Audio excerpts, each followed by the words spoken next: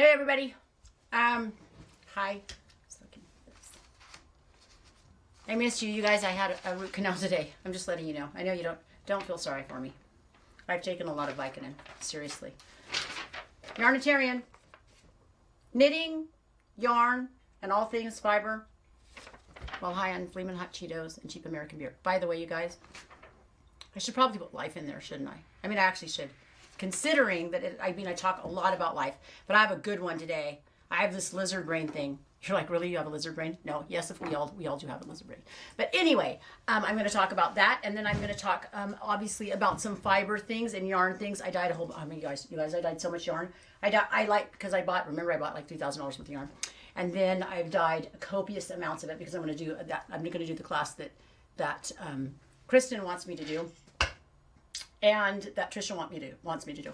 So, just before I go any further, though, I have to tell everybody, I do swear, and it's adult content. So, if you're concerned about that, you might not want to watch. If it affects the way you feel about me, which it shouldn't. It actually shouldn't. Like, I think about this kind of stuff all the time. Like, what, just like in titration, if you add just too much, what is the tipping point? Or if you, like, let's say you have something that's really beautiful, this is what I'll do.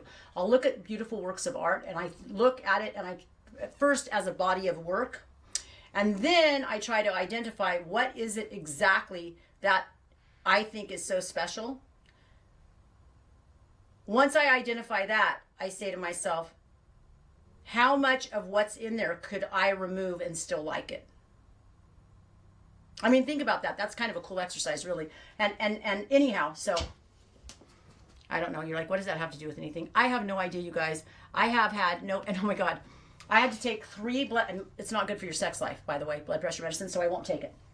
And I have extraordinarily high blood pressure.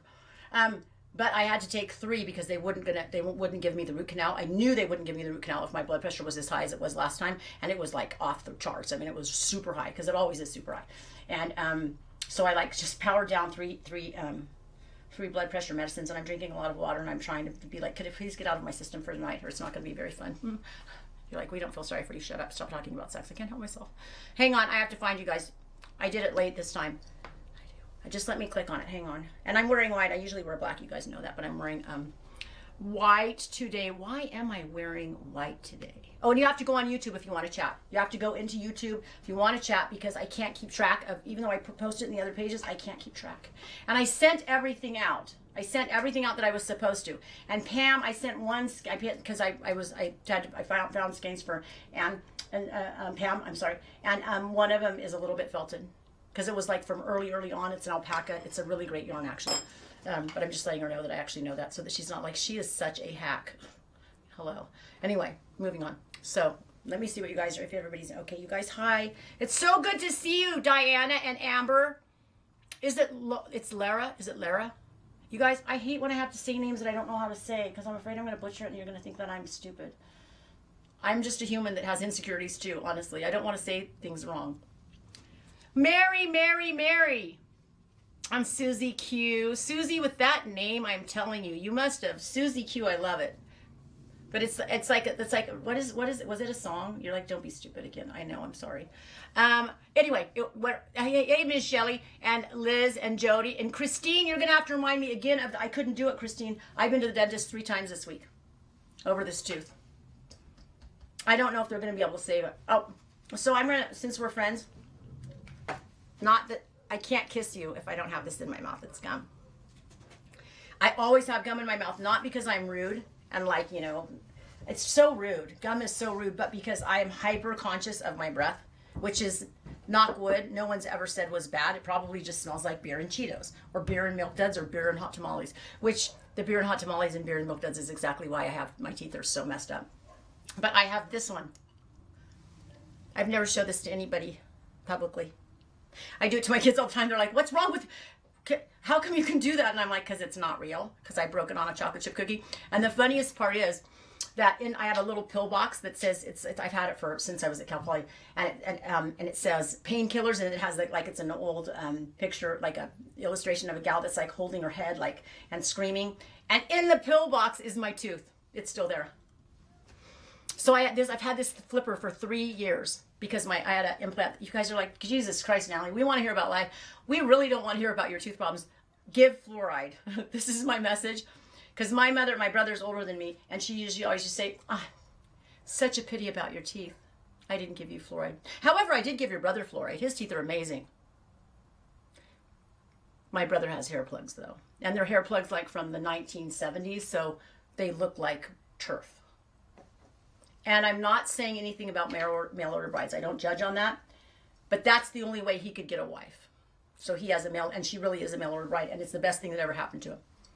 There's no way. I mean, we know now what it would be probably called Asperger's, but at the time, he was just weird. And he's my half. I do like how I have to say he's my half brother. Believe me, I have enough genetic problems on my own. I don't need to also add his in there.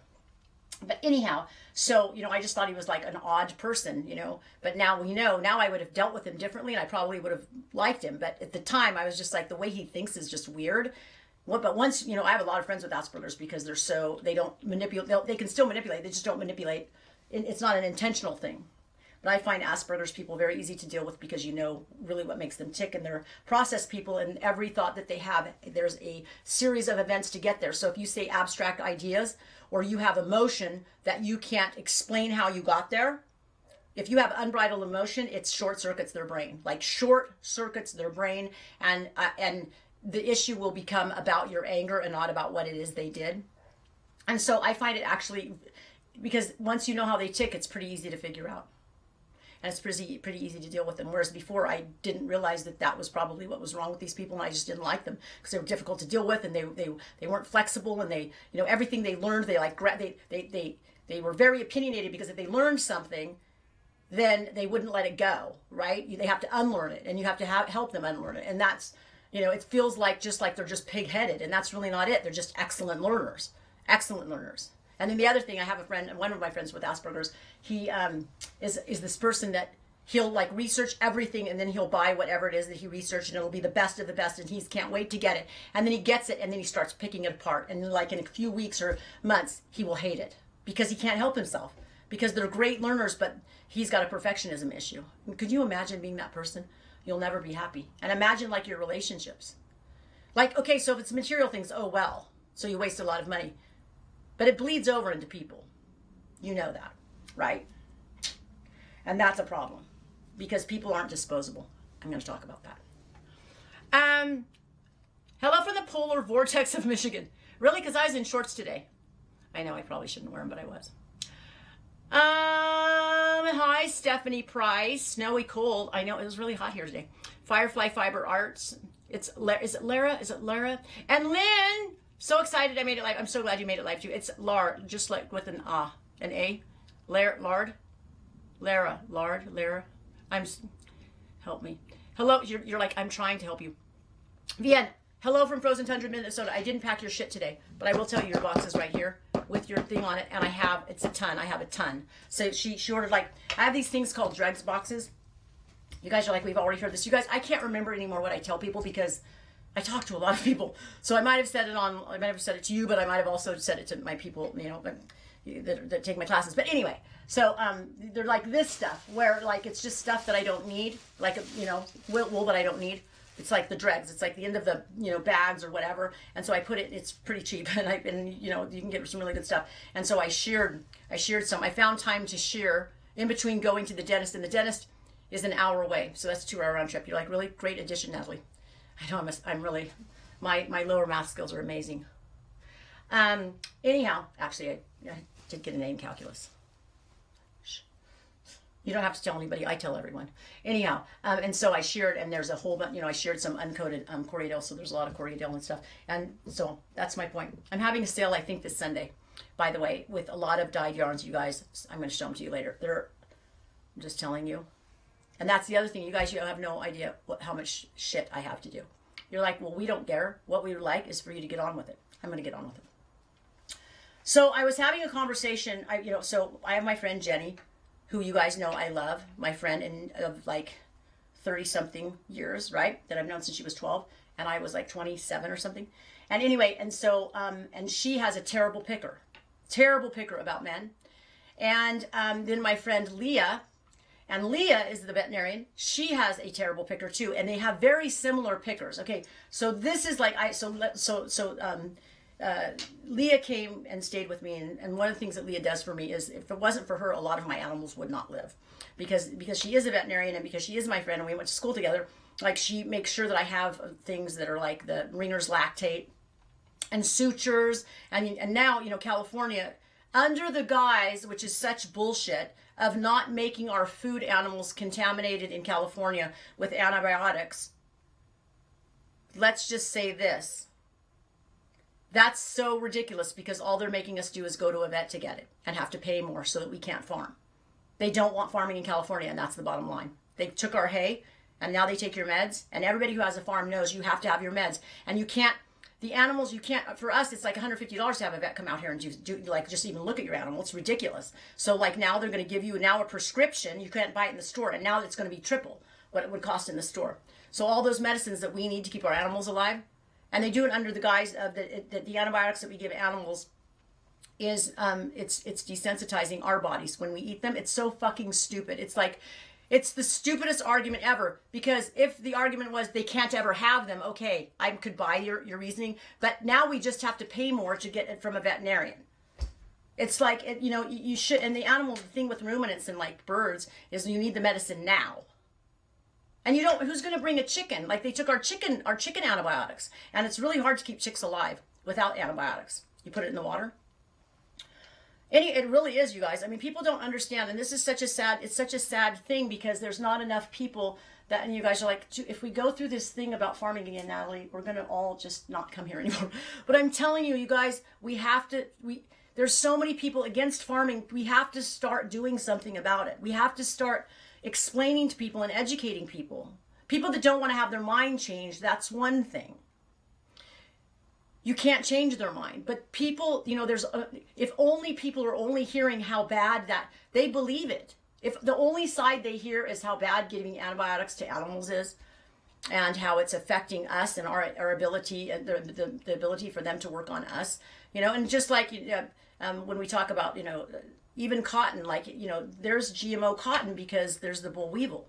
So, I mean, it's like, so as GMO, we have the technology, you know, I understand if people don't want to eat GMO foods, etc. But we've been eating essentially GMO. Almost every corn is GMO, every grape, GMO. So, like, if you look at it from that perspective, and you look at it from the perspective that there are things, there are reasons that it's important. There are reasons that it's important. Because the quality of a lot of things is better. And I mean, you know, this is a discussion that's not really fair, because I'm talking and nobody's actually talking back at me. So it's not like it's like very one-sided. But in general, it is one-sided coming from, you know, the masses, and especially in California. And it breaks my heart, because let me just tell you, wait until pretty much everything, they make it impossible to raise. Well, what happens? Then we end up importing it from places like Mexico, you know.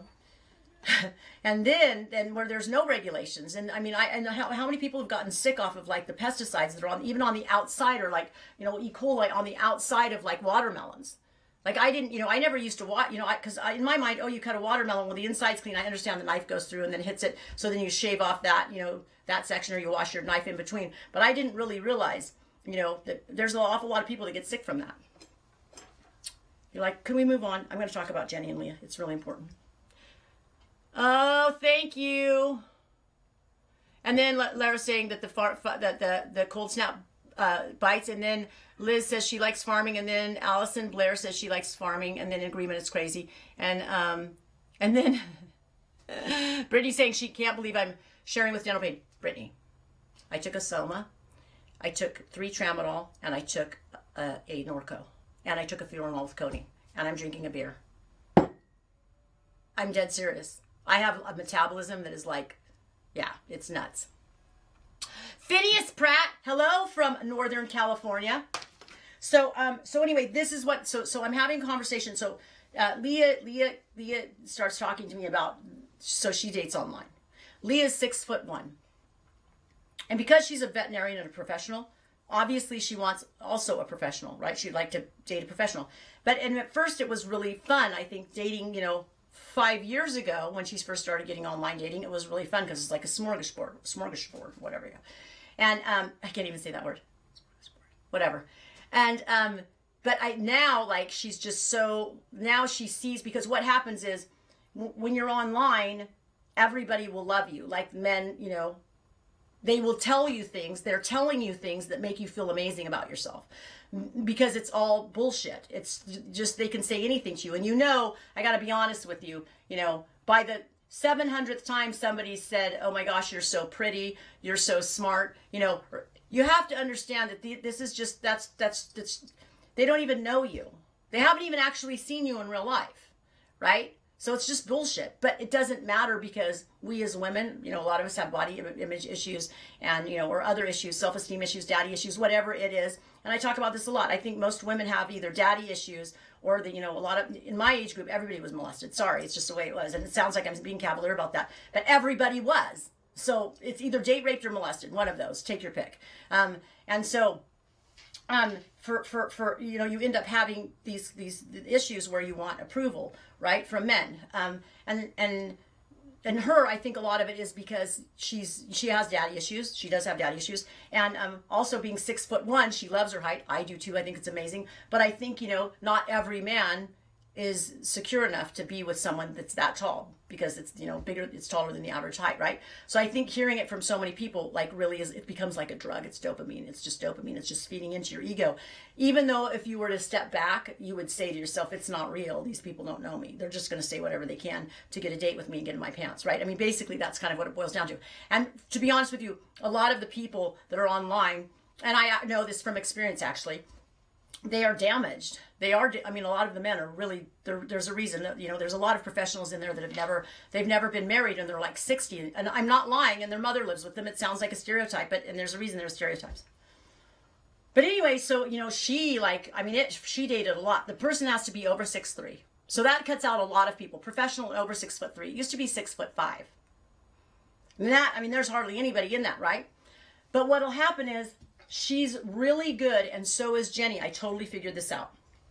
They're really good at, when somebody gives you a sign, and we're always telegraphing. So if I say anything to you, you can't disregard it, because there is going to be some truth in it. So what I'm saying is, like, let's say I do something. Okay, a perfect example. I tell you I'm going to buy something for you. I tell you, hey, I'm going to the store. Do you need anything?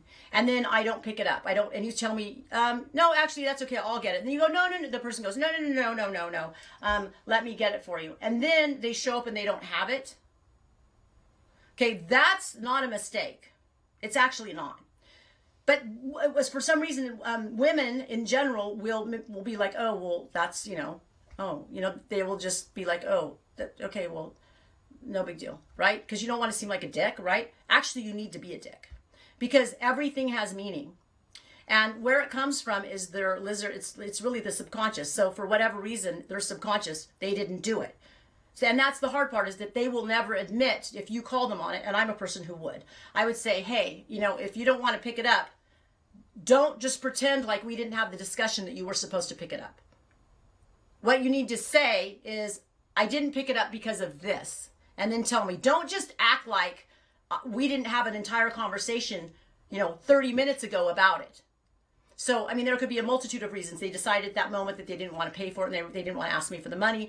They're just too lazy. It was in a different, it doesn't matter what the reason is. They didn't do it, and then they don't say anything. Well, that just told you something about them. But those kind of things, they would never either A, say anything, or B, they would just let it go. And so, like, what'll happen is both Leah and Jenny, and I don't have a lot of skill sets, but one of them is emotional intelligence. And so what Jenny and Leah will do is when Jenny broke up with her boyfriend, she would be telling me, and I've known her boyfriend this whole time for the last 5 years, things that she's, told me. So I already know him. Like, I already know him. Plus I've met him many times. But, by the time you've heard a few things that they've done, you actually, the objective observer like me knows them, because I'm not making excuses for the behavior. I see the behavior. I know what they've done. And it's real, right? It's actually real. They did some action or said something that's it's not fantasy. What's fantasy is pretending they didn't do it, right? And then so Jenny will be telling me about what her boyfriend, and then she'll be adding on to it. So they break up, she's adding on to it, she's telling me. And finally, after about the 30th thing that he did to her over the 5-year period, I'm like, Jenny, I can't hear anymore. Because you knew in the first thing he did to you, the first thing he did to you, and the first thing he did to her was he told her, and let me just tell you, Jenny she's tiny. She looks like Anne Frank. She's Jewish, tiny, freaking 90 pounds. She's tiny. And she's so vulnerable looking because she's so small. And she's such a great, like, she took care of Connery. She knew me before Connery I was even pregnant. She was my whole pregnancy. I taught her how to drive a clutch while I was pregnant. So she's a great babysitter. He told her she should never have children. She'd be a terrible mother.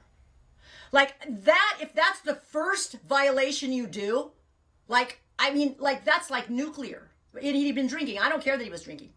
It doesn't matter. Like, that has meaning. And then he would do things like, then what the hook is, you guys. This is the hook. And women do it too. Women do this part too, where they tell you how amazing you are. And men do it. They tell you how amazing you are right off the bat, like all that stuff, like you're so beautiful, you're so smart, you're so this. Because then what happens is after like 6 to 8 months, the way they control you is by withholding that. They control you by suddenly they don't approve of you, and all you want to do is you want to have that feeling, that dopamine and those endorphins. You want to feel loved, and so you'll do anything to get it because you've been you've been sensitized for the last 6 to 8 months to somebody saying amazing things to you, and now they're not saying it, and like all you're doing is like, okay, well, what can I do? What can I do? And they're, I really wish you wouldn't be around your family anymore because it really, I feel like it's driving a wedge between us, and you'll do anything. I mean, I know because I've been there, right? So he would do stuff like that. He would tell her how beautiful she was, and then he would say things like, I really don't like fake boobs. Like, it really bothers me. And your lips, I wish you wouldn't have your lips filled. And it's like, literally, but he met her, and this is the exact person she was, so he should have never dated her. And then, a day later, oh my God, you're so beautiful. It's just like, and it's like they confuse you. They put you in the state of an outside observer looks at it and says, of course, she's 50% responsible, which I have something to say about that too. I have to write this down, this 50% responsible thing. I can't write it down. Christine, will you remind me 50% responsible? Christine Kuhn, please. So she's 50% responsible, but the problem is that for some reason we want to be optimistic about, I don't, by the way, because I want to be, if I do something, you go ahead and call me on it. Go ahead. Because that's how I am. I'm complete accountability, and everybody should be accountable. And I hold people to the same standard. And so this entire time, and this is, now here's the kicker. This guy that's treated her like to the point where he wasn't even sleeping with her or anything, made her feel, and she actually even says to this day, and here she's gorgeous, and she's 43 years old, and she's like, I feel like I'm less of a woman after dating him for 5 years. I feel like totally, I don't even want to date, I think there's something wrong with me, right? I'm not pretty enough, I'm not good enough. I mean, it devastates me to hear that. Even though she invited it, and she invited it, right? She was going to marry him. The only reason that they're not together is because he didn't want to move here with her from New York. And I love her so much, and I'm like, you are so lucky. But I used to tell her, he'll never marry you. I used to say, I wouldn't say anything bad about him because I like him as a person. I actually like him as a person to me. Talking to, he's fascinating guy. But to date, there were a zillion reasons why she should have broken up with him. So I'm talking to Leah when she's here, and she's doing the same thing where she's already told me 4 or 5 things that are so horrifying to me that and I'm going to tell you why. This is the thing. The reason it's horrifying is these things, the passive aggression comes from somebody's subconscious, your lizard brain, the lizard brain. And it's a reaction. It's like when the Jack Russell runs after the rabbit, or like me, if some girl walks by me in a bar and throws her shoulder into me, I'm going to throw down right now. There is no break. There's all throttle. I'm going to fucking kill her. And yes, tomorrow I'll think that was really stupid. You could have gotten hurt. And can't you control yourself? No, because if my higher brain would kick in, okay, our lizard brain is there. Our subconscious is there to protect us, and it's a reaction. And it almost blocks your higher brain from thinking. So if I had a moment to think, I would just walk away. But because my lizard brain kicks in, I react. And it's just all throttle. That's what they do. So for whatever reason, when these people are doing this, like if you asked any of these two people, the boyfriends, those boyfriends, if they were good people, like Jeffrey's, Jenny's boyfriend, actually will tell you what a great person he is.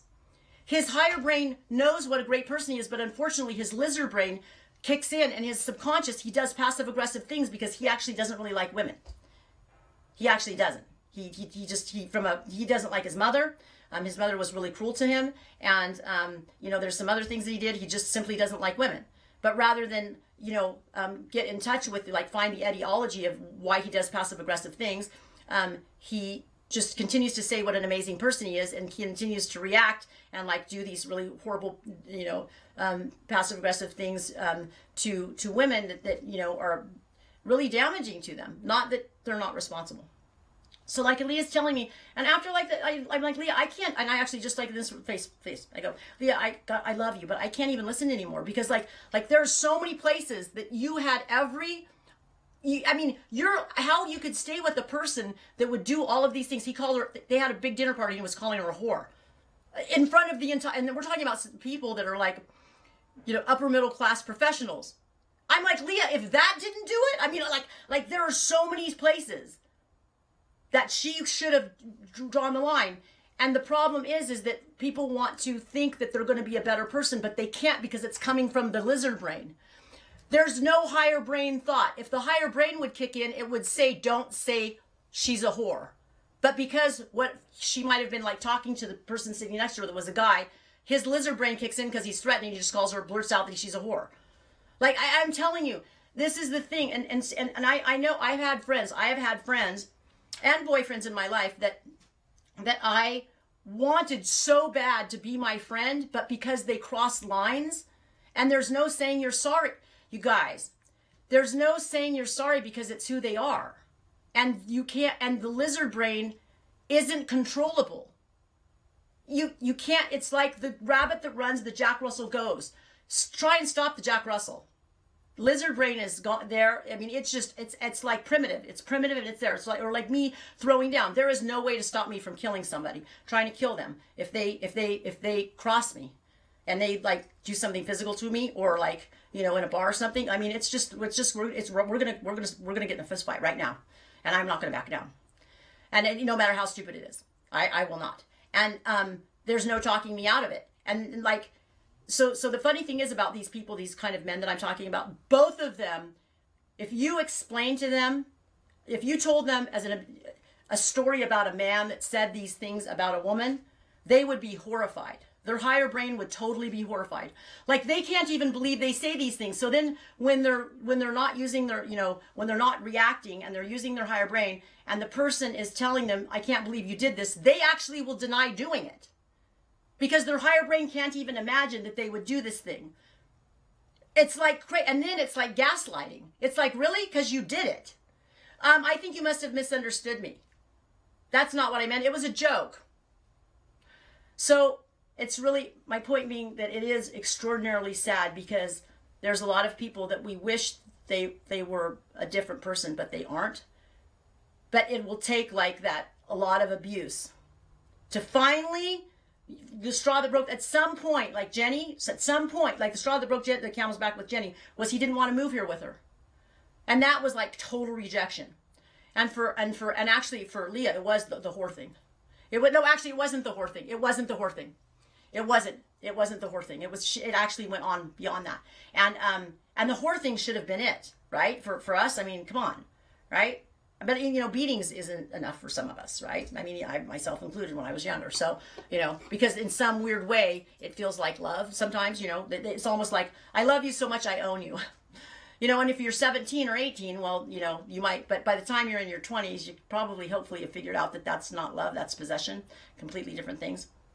Okay, I remember the 50-50 thing. Now I'm going to tell you this. So I was talking to, so something, obviously because I've been married a long time, there's situations with my husband.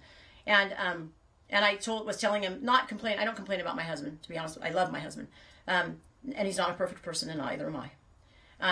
And I was, just telling him a story, and my husband, Roger, my friend, said, Natalie, you're 100% responsible. I'm like 100, and it was something that actually, I am not, like, that I had nothing to do with. Like, I wasn't even remotely involved in his decision making in this situation. You know, this is something that he did on his own. I didn't even know about it, and it wasn't good. And I said, how am I 100% responsible? I'll take 50% responsibility because I'm with him, but don't tell me I'm 100% responsible. And he's like, no, you're 100% responsible. Just accept it. And I literally got really pissed off because it's like a button, because I'm like a person who takes responsibility for I sweep my side of the street, right? But then I started thinking about it, and I'm like, he actually is onto something. Like, he's onto something. I don't mean in a victimization way. So, like Jenny taking her and Leah both took 100% responsibility for allowing all that shit that happened to them. If they took 100% responsibility, they wouldn't have done it.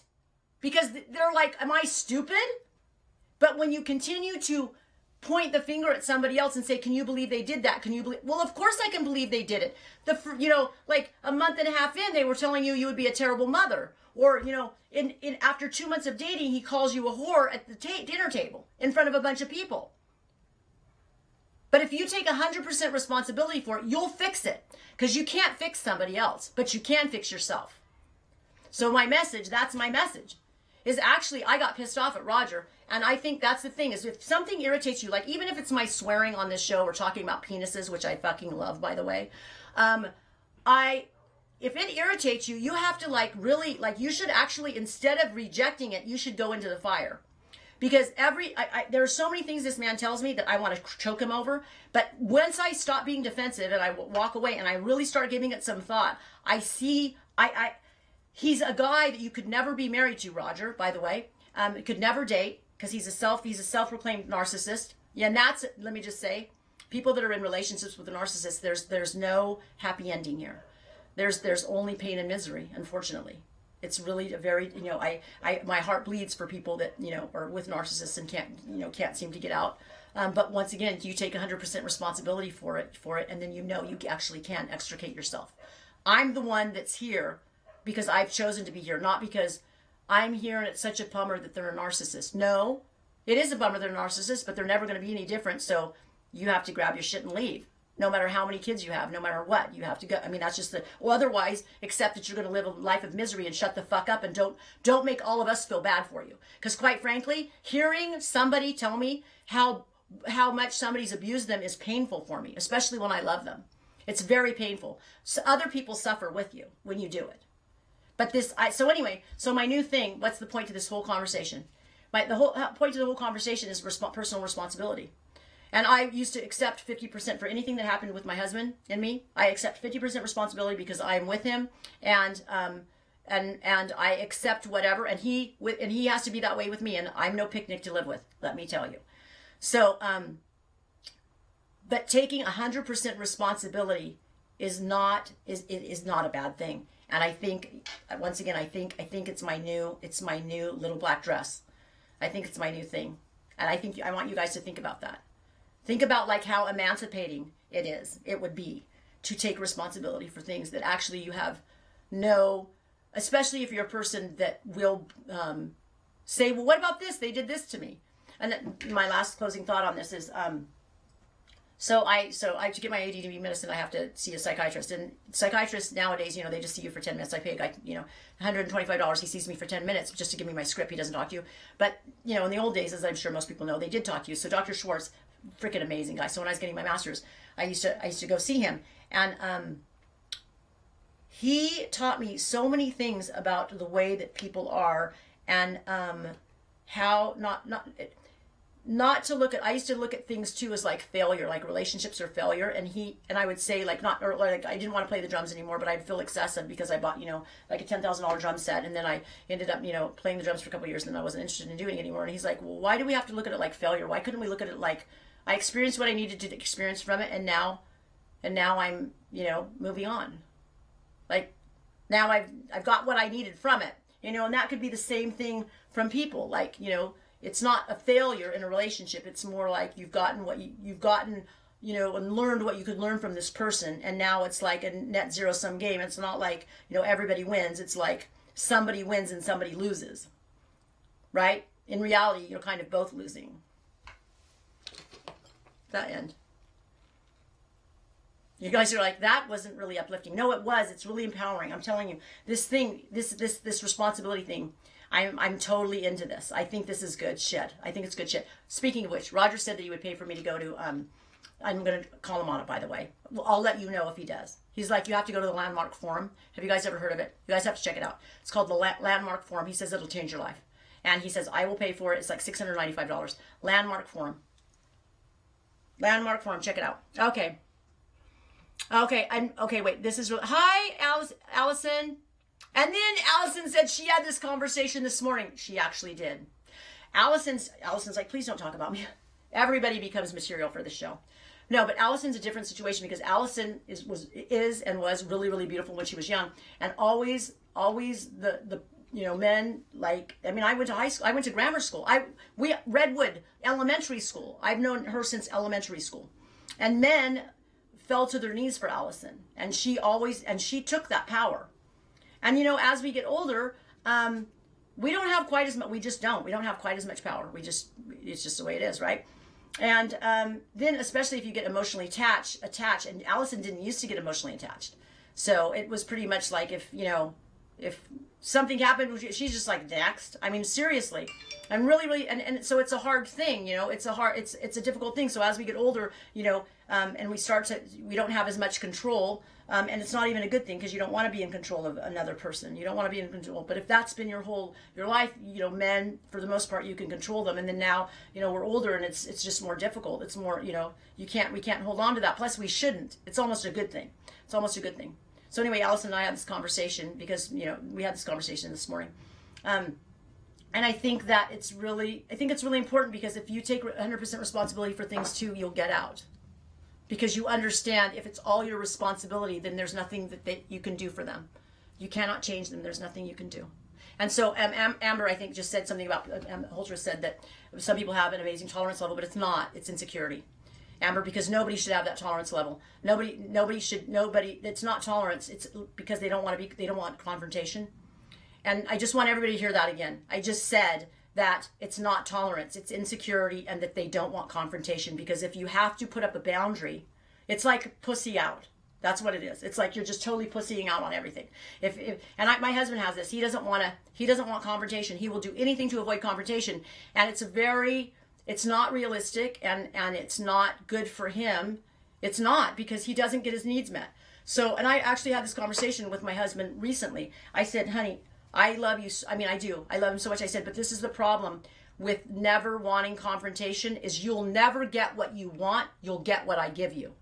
And that's not fair to me either.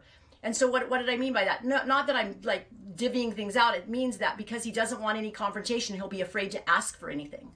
Like, I don't care what it is. He'll always default. Like, even if it's the last piece of bread, like there'll be a piece of bread there, and I won't even want I won't even have said anything about the piece of bread, and he'll be like, there's one piece of bread left, but I'm going to leave it for you. Just in case by chance I want it, because he's super polite. But it doesn't come from, he is polite, but it's also because he doesn't want confrontation. Like, if he took the bread and I was like, I really wanted that, so he like preempts the strike. So I feel bad about that. I mean, you have to think about that. People that are, and even if you're one of those people that is so incredibly, afraid of confrontation that you're just like, it's just like, whatever, I just want peace. What happens is you don't actually get anything you want. You get what people give you. And that shouldn't be anybody's life. It really, I mean, and as a person who's a ball-breaking bitch, which I am, I mean, I don't mean bitch like a nagging bitch, I'm not that, but I will break your balls. Like, if someone wrongs me, I'm going to tell them everything that they did, and in this tone, and then when they try and get out of it, my tone is now going to escalate. But it might feel like I am treating them like a child, but I'm not treating them like a child. I'm telling them exactly what's happened and what their motivation was and what went on and how I feel about it. And then I become the mother type, sounding like I'm looking down at them when they don't take responsibility.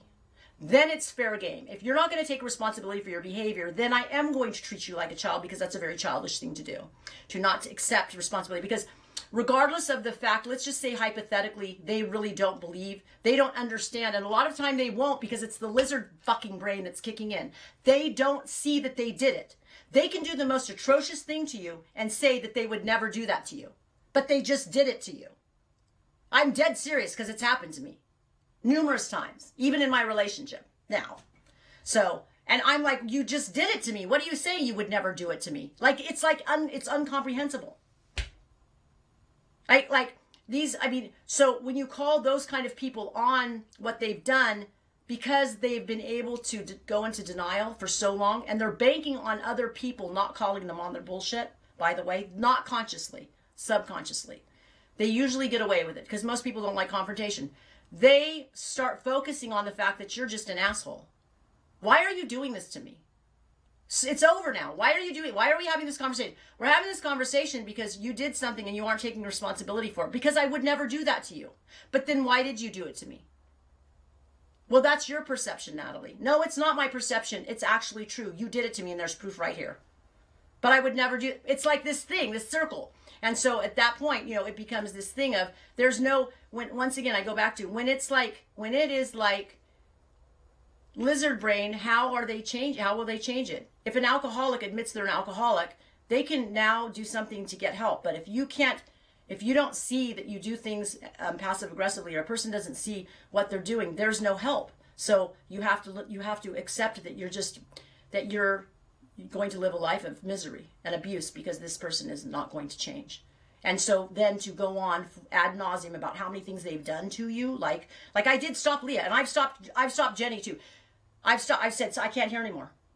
And to Leah, I said, Leah, there's not one thing you could tell me that he's done that I wouldn't say, yeah, I believe you. There's nothing you could tell me after all of the things that you've told me of the, 10 things. I mean, there's just nothing. So really, there's not. So basically it's up to the person and going back to Amber, the thing is that it's not about tolerance, and people have to fight. This is one thing I learned from a guy, the Connery sponsor, as he actually said, people have to fight, meaning the people that are the passive people have to learn to fight for what they want and not just take what people give them. They have to, but that means that they're going to have to fight, because you can't be, being passive is great for somebody like me. I love being around passive people, but I don't want them to not get their needs met. That devastates me to think that my husband doesn't get things that he wants because he's afraid somehow it's going to make confrontation. It really does. It makes me feel like a bad wife, and I take 100% responsibility for it. 100% responsibility for it. But on the other hand, then he's going to have to step up to the plate and then ask for what he wants and get what he needs, right? You guys are like, we don't fucking care, Natalie. Could you show us your yarn? I showed you my tooth. You guys are like, I can't believe she showed me that. Okay, let me go all the way up because this is a lot up here. Okay, no, it's not good. Okay. So, and then Crystal's saying, I wouldn't want to eat, this is going back to meat thing, from an animal that has had medicine, hasn't had medicine because it's probably sick. She's actually not lying. That's the other thing. Organic meat, you guys.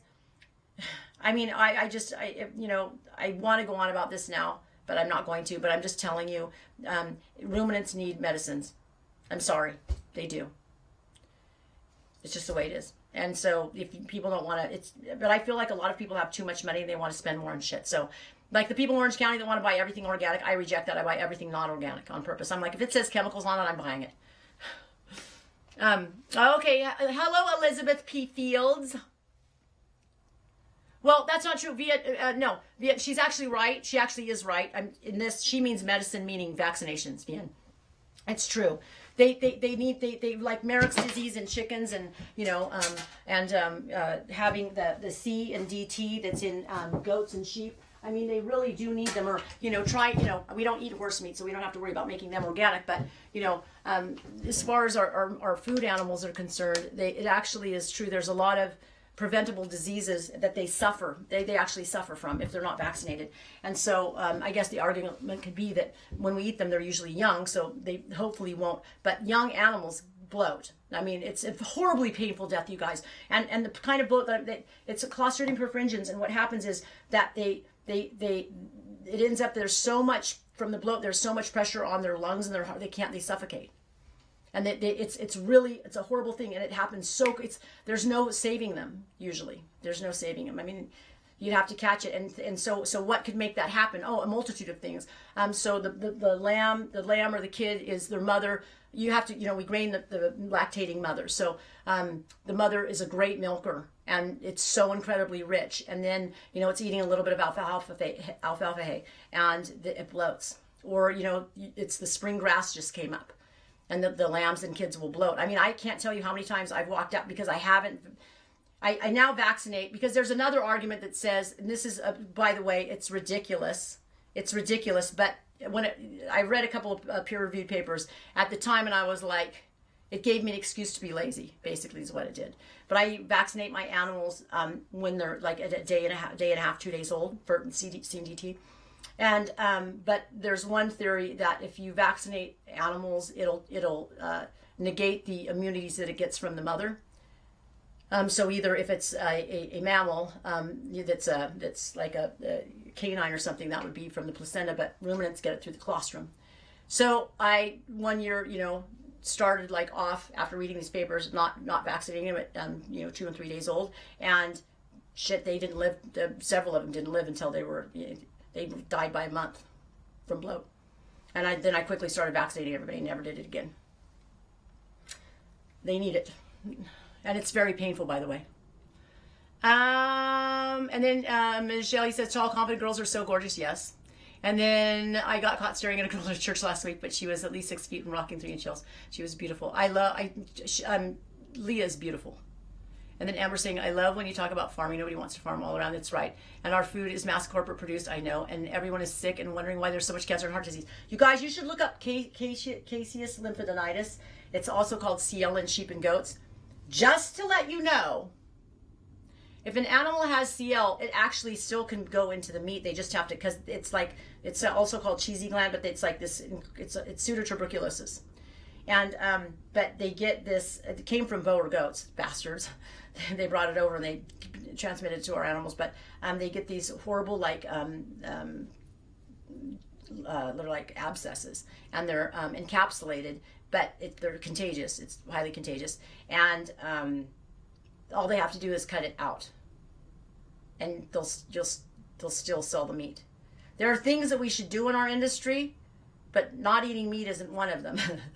Like, there's things like making sure that, the facilities treat the animals with respect and have like all of the Temple Grandin stuff, like the way that their chutes are and the way that all of that should totally 1000% be mandatory, but not eating meat isn't the answer. It's just not. Okay. But yes, we need, and then Vienne says that when we're sick, it can mean the difference between, yes, that's right. It's right. Getting the animal healthy so that you no longer need medicine. The thing is, though, this is the other thing people don't understand, is by the time a ruminant shows you they're sick, the medicine may kill them. So really you want to do preventative stuff. So, okay, so in a horse, like with people, what they'll do is they'll go and they'll do a test to find out what the bacteria is and what the best antibiotic for that person is. But with the ruminant, by the time you got the test back, it would be dead. And that's just the facts, because they are prey animals and they don't show sickness until they're almost dead. And so in veterinary school, they'll tell you that 4 S's in sheep, 6 sheep seldom survive. Because by the time they show you they're sick, they're probably going to die. So that's why preventative things like, the second you notice something, you have to start treating them. Because it's very rare. It's always like, for lambs, it's going to be pneumonia usually. It's going to be pneumonia, or it's going to be a parasite, right? But it can have pneumonia or coccidiosis, or and then because it has coccidiosis or a parasite, it gets pneumonia. And so, but you have to treat the pneumonia, because the pneumonia will kill it before the coccidiosis does, probably.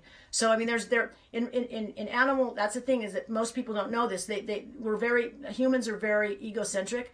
And we would like to look at just how everything is from our perspective as a human, but it does not apply to animals. It's just like, I used to think I was really self-centered and egotistical about my education and, the ability to raise $1 million racehorses, literally. Sean would go to like Keeneland with like $500,000 to go buy weanlings of his dad's money. So the animals, if then it was a ranch with like 250 head of racehorses, and some of them, like one of them was an Eclipse Award winner. It was on the cover of multiple times on the blood horse, and it's just like was an amazing horse that his dad owned.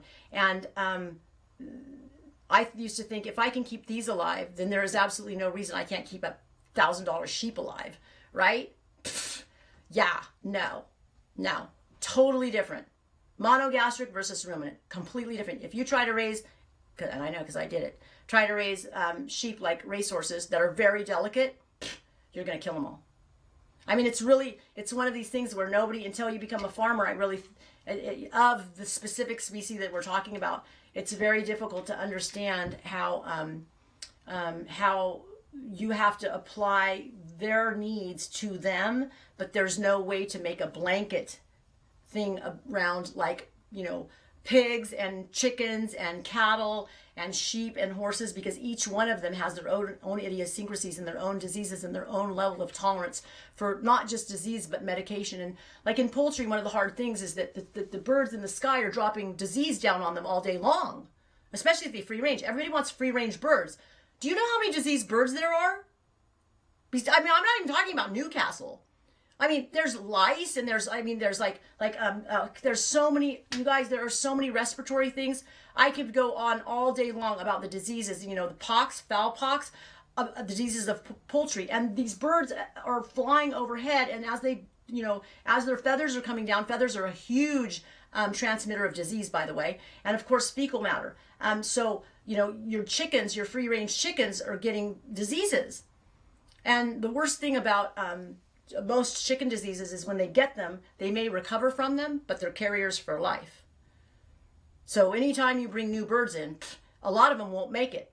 They won't make it because these other birds are carriers. That's why you have to do special types of maintenance. Like you have to do all in, all out. You can't mix your flocks. So if you have new birds come in, the other ones have to be moved, and then you have to put oxine fog, bleach, whatever it is, your protocol, and you make sure that people don't go into the other pen first with the old birds into your new pen. Like even my kids know, you never enter the old birds' pens and then go into the chick pen, because all my chicks would die.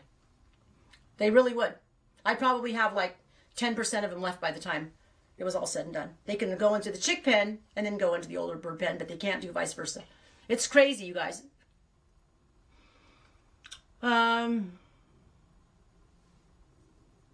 Okay. And once again, and I think that's literal. She meant medicine, meaning even vaccinations. So, and then CW said, my second ex-husband was, my 15th ex-husband, I'm teasing. My second ex-husband did that to me too, gaslighting. Don't get me started on gaslighting. People will treat you as badly as you allow them to. Amber. Yes. And Liz says, sounds like, okay, and she dodged a bullet. Well, yes, they both did. And then, let's see, Diana, I'm just skipping over Crystal and Vienna, but Diana, he has many mommy issues. Yeah, okay, the one has many mommy issues.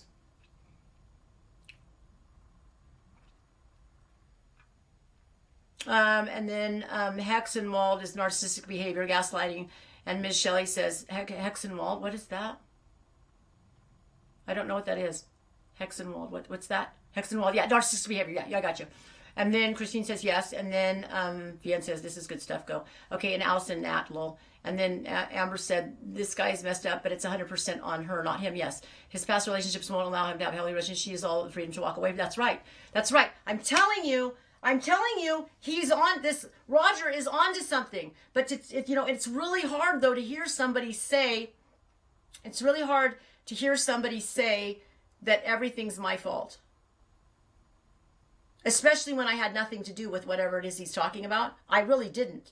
But it's so much better to understand that yes, it is 100% my fault, because I can walk away. I can. Am I willing? That's the thing, is that and this is, okay, so I had this gal that worked for me. This is when we had many. We don't have many anymore. We already know that. You say it all the time.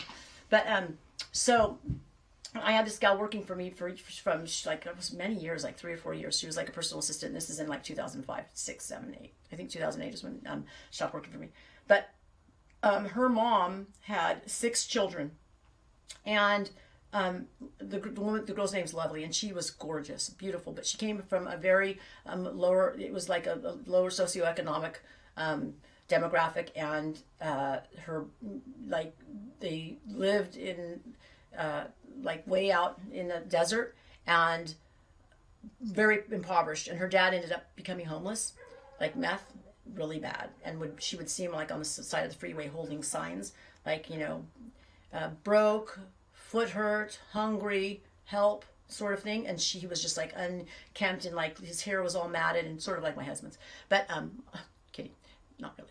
Anyway, and she would tell me stories about her dad and about how their family, had to live when they were young. And so she's, and I met her mother, who I could not stand, and I'm going to tell you why I couldn't stand her. She's telling me how much she loves her mom and what a good mother her mother was. And then she's telling me stories about how her mother would never leave her dad, and that when she was little, her dad used to pull a gun on her mom all the time and say he's going to blow her fucking brains out. And all the kids would have to watch this. So I said, so how long did he start? When did he start abusing your mom?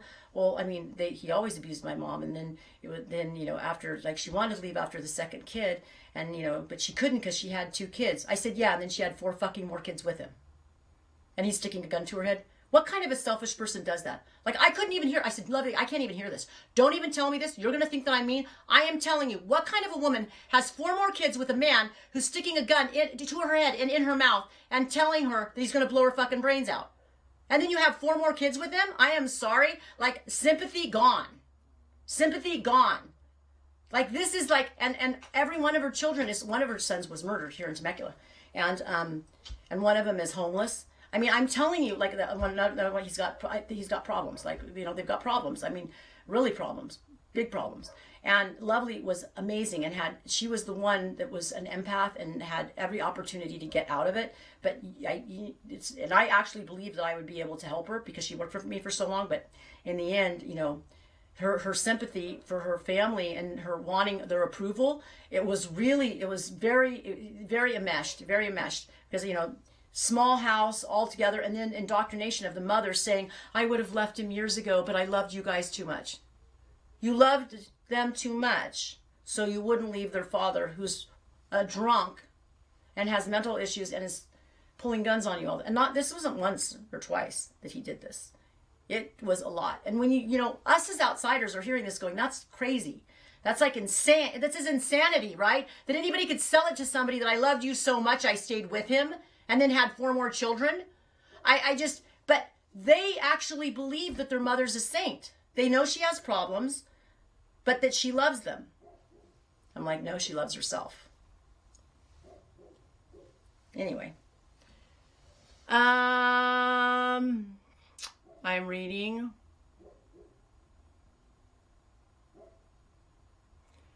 And then, oh, no. And Hexenwald's asking if I need a script for CD. No, only for, like, the tetracycline you put in the water, everything else, like even the terramycin in the eye, anything that has an antibiotic that we can't get, which is, it doesn't matter because I would just have one of my friends in Wisconsin order it for me, or I'd order it and then in her address and then have it shipped to me. So, I mean, it's not like I couldn't go over to, Arizona is like 3 hours away. But it's stupid. But not everybody, Mexico is an hour away. And Mexico, I can get anything. So it's like, but it's just stupid. When you have 300 sheep, you can't. You have to have medicines. And then Pam is saying true alpacas are bad for disguising. And Amber's saying true. And I didn't know that Vienne said that she owns an organic farm. Well, if you, you couldn't disagree. It's okay. She's disagreeing that it doesn't taste any better than regular. But I mean, I think it might not necessarily, but I think there's things a lot of organic farmers do, like the worm casings, and there's like all kinds of, I know, like I have a friend that raises lemons organically, and he just thinks his Meyer lemons are the most amazing lemons ever in the world, right? Because of all of the treatment. I mean, they're cared for a lot, but I have to say, if we look at like the hydroponics, I think I was talking about this last week, that Japan does the hydroponics. Well, when I was there, you're like, don't even talk about it, because that was, that was like in Stone Age. But I didn't like the way the fruit tasted, because it's not it's perfect, but it didn't like it tasted oddly enough like the peaches tasted watery. I don't know. And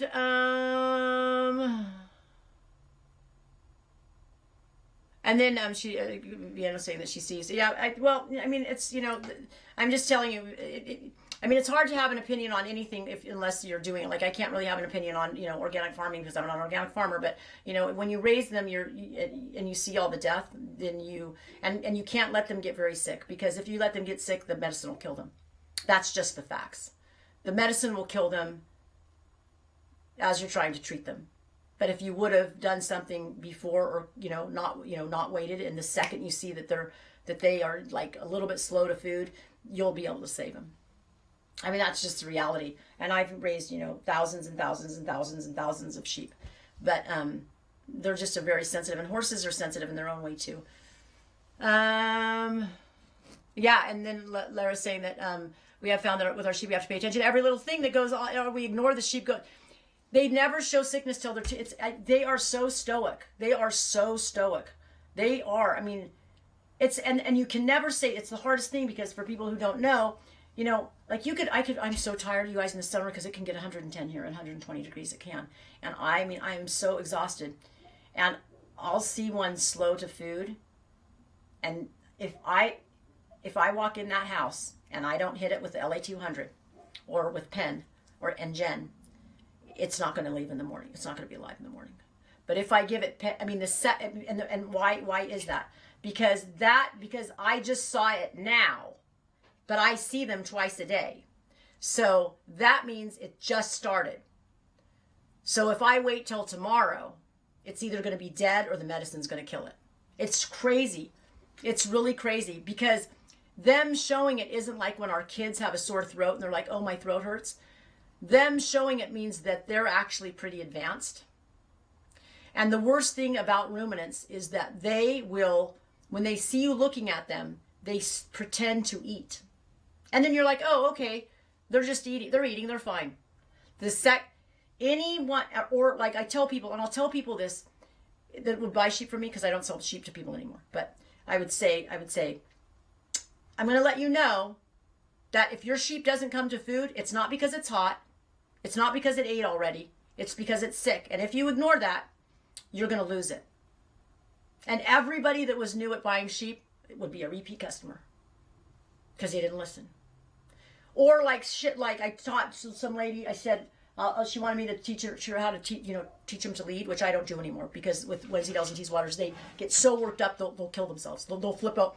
They'll pull so hard, even, at like 4-month-old lambs, that they'll ring their bell. And it's not worth it. And I've had them die, flipping over. So I don't do it anymore. I said, okay, I'm going to teach you how you have to do it when they're really, you got to do it when they're like a month old. You start, and I just taught her, little, you got to reward even in intention to go forward, because they have oppositional reflex. And she calls me hysterical like a month and a half later. I said, don't ever. And then I said, if they really, then you tie them so they fight against themselves, because this is how I get my sheep, halter broke for showing them.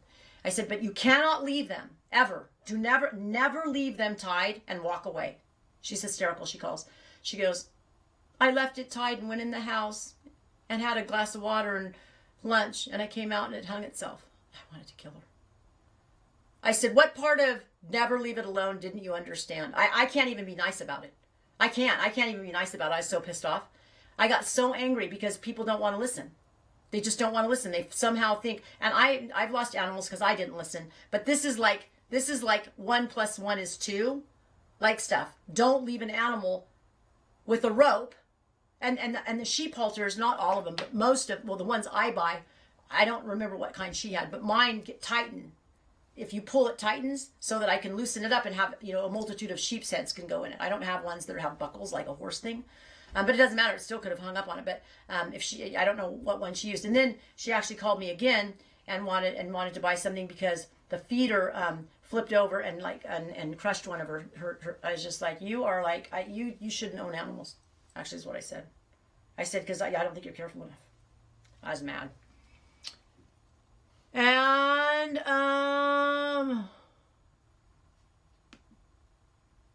Wait, I'm reading. And then Jen Eddington is saying, we have flying foxes, a bat thing spreading Hendra virus. This is, I know a lot about virology and I don't know this one. To horses and humans, I'm in Australia. Wow. And then Amber is saying, what the F? And Jen, that sounds terrifying. And life as a kid, that situation is well horrible and scarring for life. Pam is talking about lovely and not normal tree. Let's see. I'm reading, if the sheep feels lousy, they stop eating, the rumen shuts down and they die. It's true. And a lot of time what people will do, you guys, and again, is they'll give them, like if a sheep is sick and they don't want to eat, they'll think, well, I need to give them all calories, so they'll give them grain. And grain doesn't keep the rumen bacteria alive. The rumen bacteria need cellulose. And then they'll die because the rumen bacteria have died. And so, like, I learned that. I've never done that because I already knew, because I know from school that they have to have the rumen bacteria to stay alive, and that it's the grain is digested in a different compartment. It's digested like they have a stomach similar to us, like a monogastric stomach, but it's very small. So that's not where the bacteria are. So what I do is I put in a Cuisinart. I'll put hay in a Cuisinart with water and make like a smoothie. And then put it in syringes and shove it down, in a tube into the rumen, so that they will have the bacteria. The bacteria will have something to break down, and they can live. Otherwise, they can't live. Especially things like ketosis, they stop eating. Oh my God, brain fever. Did she have thiamine deficiency?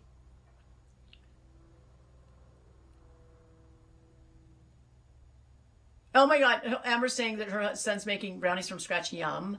And it's like a snow day heaven in the house. It smells so good. I bet it does. And then Deanne saying sheep and goats freaky scary. She has 2 teas waters, and then she thinks that there's always something wrong with them. Oh, and then I know Dirt Patch Heaven. Renee Crochet Design says she saw YouTubers and she says she stakes her animals. Yeah, okay, so let's talk about that. So yeah, she hasn't lost enough animals because, yeah, if you stake them, you have to be there. But, you can do it 100 times and you might not lose one. And then you do it one more time and you lose your best one. So I don't do any, like I said, I don't even teach them to lead anymore. So I guess the argument could be, well, then how do you get them? Because I have to bring them to the shearing stand, which is still through the gate. So the dog will hold them to the gate, and then I have to open the gate and bring them through. And so I have to drag them. I just drag them. And by the time they're 3, they will actually know if I move, and I'll have a dog behind them. So they'll have the oppositional reflex to pull back, but the dog's behind them, so now they want to come forward because they're like, am I going to get bit, or am I just going to go into Natalie? I'd rather just go into the human than get bit by the dog. So I have now, but I actually have killed 2 trying to halter break them. I just don't do it anymore. I just don't. It's not worth it. And then Lara said she gave her thiamine injections. It was too late. She's never seen. Did you? It was thiamine deficiency, wasn't it? Because that's what happens. Well, it'll never happen again. You'll always know. And it happened to me, but mine didn't die. I got it in time. But the second I see them, they have that weird look.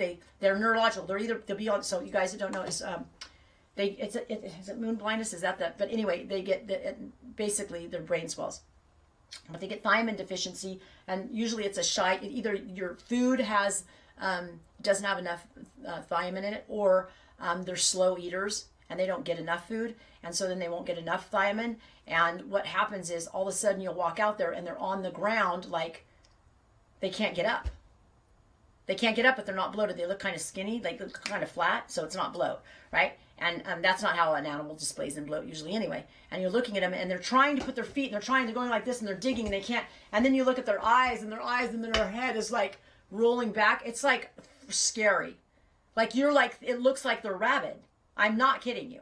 And their head, they can't even, it's like crazy. And then if you look close, you'll see that their eyes are like dilated and fixed, like their pupils aren't working anymore.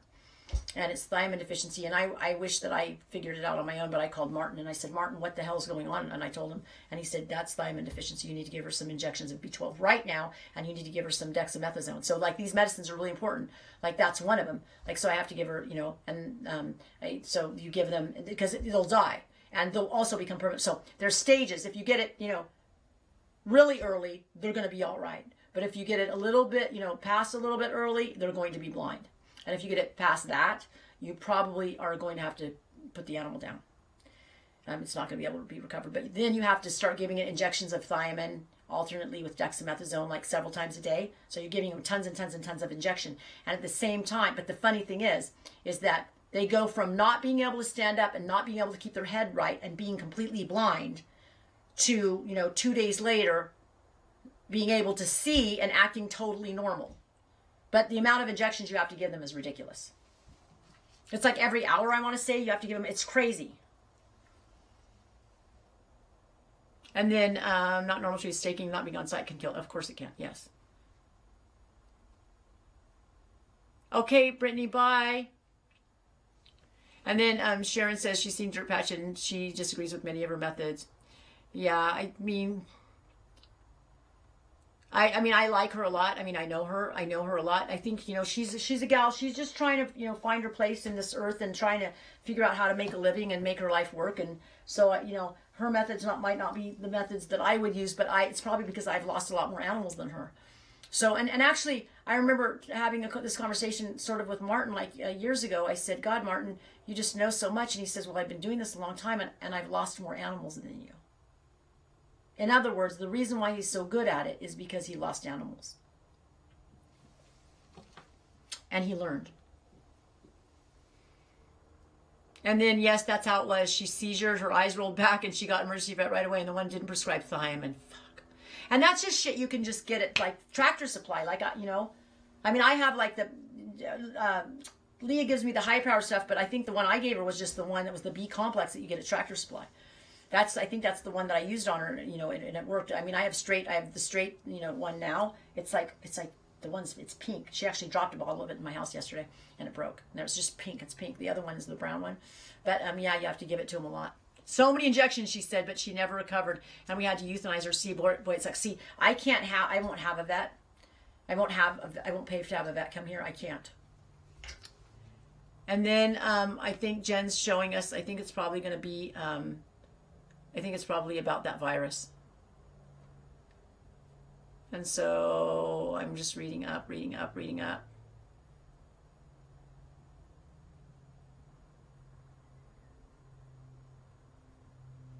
Yeah, I'm reading up.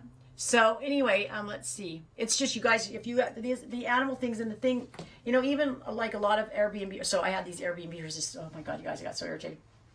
So I had these Airbnbers, and they were, one couple was in one studio and the other couple and their friends, and they wanted to come here for a wine tasting.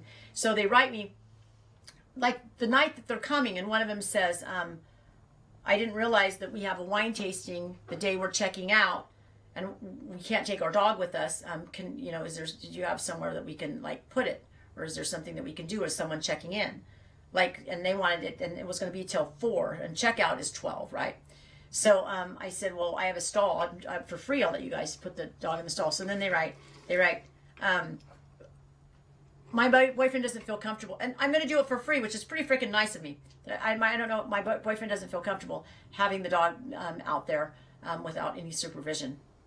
No, but you're going to leave it in my studio that has $1 million furniture in it? Really? Because now I'm not feeling very comfortable, right? And I get really irritated, but it's the day they're supposed to be showing up, it's like 6 o'clock at night, and they, so I'm just like starting to get irritated. And I'm wondering, and I'm thinking either they're just these people that have like a Yorkie that are just, they think their Yorkie's so valuable, as opposed to my $10,000 working dogs, right? Your Yorkie's so valuable that it can possibly be okay in the barn where my $10,000 working dog is, right? If it's good enough for them, it's good enough for that. So, and anyway, so I get irritated, but I try not to get too bowed up about it. But then I never see it. I never see the dog. And then I realize the dog is probably a pit bull or something, and they didn't want to tell me. And so I'm out on Saturday. So on Saturday, they went, and they had been gone since 10:15 in the morning, and it was like 6 at night. They got back from the wine tasting. They haven't let that dog out. right? It's been in that studio, of course, and I'm nervous about it, right? But I don't want to say anything. I don't say anything because it is what it is, right? If the place is destroyed, it's going to be destroyed. And I know that they must have a pit bull or something, which I don't have anything against pit bulls. They just needed to tell me. I would have just been like, if they would have said it's a pit bull and we're just concerned that, if it gets out, and then I would have said, don't worry, because it's got there's no way it can get out. It can't get out. So anyhow, and they come through the gates, and then you can smell the wine. Everybody's been drinking a lot of wine, and they go to they don't come out because I'm out there. I'm shearing. And then I'm feeding, and it's dark, right? So, and I said to my husband, they've got the watch, but I've got the time. Because I'm going to make sure that when they're going to have to eventually bring that dog out, and I'm working. So I'm going to be out here a couple more hours. Anyway, so 8 o'clock rolls around, and now finally I actually am done. So that dog they didn't take it out from 10:50, well, even before 10:15, because they hadn't taken it out. At 10:15, I was out there. So they must have taken it out like 7 in the morning. 7 in the morning or 6 in the morning before I had actually gotten it up. And it had been there. They're just waiting. And they had their friend looking out. And I could see, I was wondering if she was out here for like an hour and a half just petting the horses. And I'm like, that's an awful long time. And then I realized she's on standby for when we're done. And so and it's really hard for me, you guys. I'm so transparent. I wanted desperately to go and knock on the door and say, you need to let your dog out. You need to let the dog out. And I'm like, okay, that's just, you have to just stop, because that's my lizard brain. That's the brain that's not thinking. The higher brain is not in control, but it wouldn't be a smart move to do. And so the next day they're leaving. Now, they're not going to be able to go to the wine tasting, which is why they're even here. They went to the one the first day, and they couldn't go to the second one because they have this dog, right? And they don't want to leave it there. So I go out there, and I'm in a kind of a jovial mood, and so I start talking to him, and I said, so do you have a pity? And then I said, I don't have anything against pitties. I actually don't. I have no problem with pit bulls at all. And then they're like, yeah. At that moment, that they're like, we sat in our cottage waiting for 4 hours for her to stop working, having our friend for an hour and a half on watch, and ruining our time when it just would have been fine for us to just be transparent and say, we have a pit bull, is that okay? And I said, you guys can come back. I don't have a problem with pit bulls. Anyway. I'm going to read that later, Jen. Thanks. Oh, and she says, have your husband watch the dog while you taste the wine. How about renting the cottage for that day so that your dog can stay in there? Because it wasn't even that much. It probably would have been I don't know. If they would have only used it for half a day, I probably would have just charged them for $50 or something if they just wanted to, because there was nobody booked in it that night. That would have been the smart thing to do, right? But see, people aren't. I think that they were so freaked out because you can't even get a lot of places that board dogs to take a pit bull. My glasses are filthy. And then Humble Albie says, I love my pity. I don't have a problem with pit bulls. Because people have a problem, they assume everybody does. And then Vian says, they have the watch, but I have the time. I learned that actually, that's a saying. I learned it on the news the other day. Somebody said that. I think it was talking about, to be honest with you, it was like terrorism. We have the watch, but they have the time, I think somebody said. And I was like, God, that's good. So I would like to tell you I did it, Vian. Vian, you're going to have to tell me if you want more medium wool. Because like I said, I did 2. There's mohair. There's going to be mohair in there. And there's going to be Corriedale. And but if you want, more of one or the other, you have to let me know. And then Gail says, I love telling people I have a pit bull just to see the disdain on their faces. Yeah, that's sad. Just to be straightforward, that killed them. Yeah, Renee. Well, it hurt them in the end. Hi, Susan. I have Border Collies, Susan. I have Border Collies. And my Border Collies, I don't train my Border Collies. And I have Border Collies for my sheep, not sheep for my Border Collies. So, because, a lot of people will think that everybody who has Border Collies, trials them, but mine are not trial dogs. They've all been trial dogs. All of them have been to trial dog. But I need ones that actually work. And the good news is that when you buy them in England, they work. Here, I think it's, that you have to find people that have sheep, right? Have sheep. They don't just have flocks of sheep to train dogs on, but they have they actually really need a lot of sheep.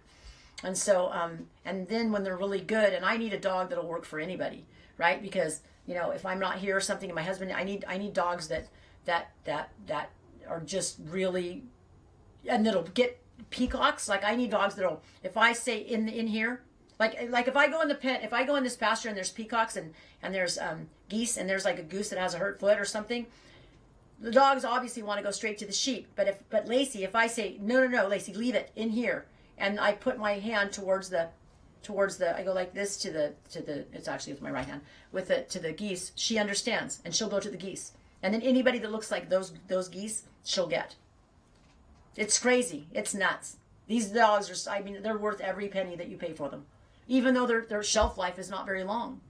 I get them when they're like, one I got when he was 7, one I got when she was 4, and one I got when she was 3. And they're only going to have, by the time they're 9, they don't want to work anymore. Like Lacey doesn't really want to work anymore. She wants to work, but she gets tired, and then she gives up. Then she'll like go and jump in the water, and I'm just like, okay, we're actually working right now. Could you please stop? Drink some water, but don't go take a bath.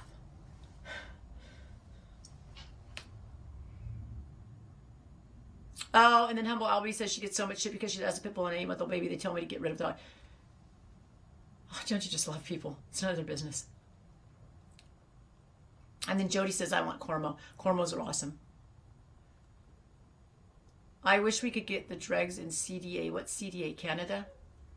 Is that Canada? I'm not stupid. I'm sorry. Is that what you're saying?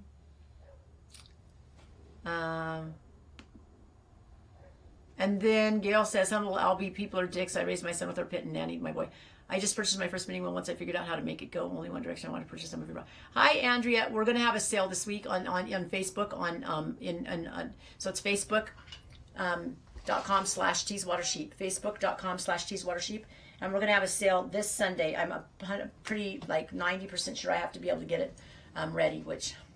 And I know you guys, I'm so busy, but I need to, and there will be a lot of fiber. I have a ton of fiber, and I have new fiber. I got some Raka from Hungary, Hungarian Raka, and purebred Raka, and so I have some show Cotswold fleeces and a ton of teas water, so it'll be this, and you just go at 2 it'll be 2:00 in the afternoon, Pacific time, and it'll be all listed automatically, and then you just tell what you say what you want, and then we invoice you. Canada, you can't, okay. And then Vienne says that she'll take whatever I have. Okay, cool. And then speaking of your peacocks, now the gorgeous Jones, you sent one reminding me of your peacocks, Pam. Really? Yeah, I felt bad that the one's a little felted, but it'll still be okay. It'll work okay. And then they're literally called nanny dogs. I didn't know that. That's so funny. Well, this is the thing. Like I used to have, because I used to put my kids in. I can't see when I'm looking. That's one reason I take my glasses on, because the glare makes it so that I can't see through my glasses. It's not because I'm completely vain. When I'm looking, I can't see anything. But it's a pram, So I would put my Yorkshire Terrier in the pram with the baby, and people would get horrified. That baby's going to get worms from that dog, and I'm just like, how's it going to get worms from a dog that doesn't have worms? Riddle me that, Riddler. People are so, I don't know why do people have to stick their nose where it doesn't belong? It's none of their business. I make out with my dog constantly, and I don't have, thank you, Andrea, so much. I don't go and just like say shit like that to people, and I make out with my dog.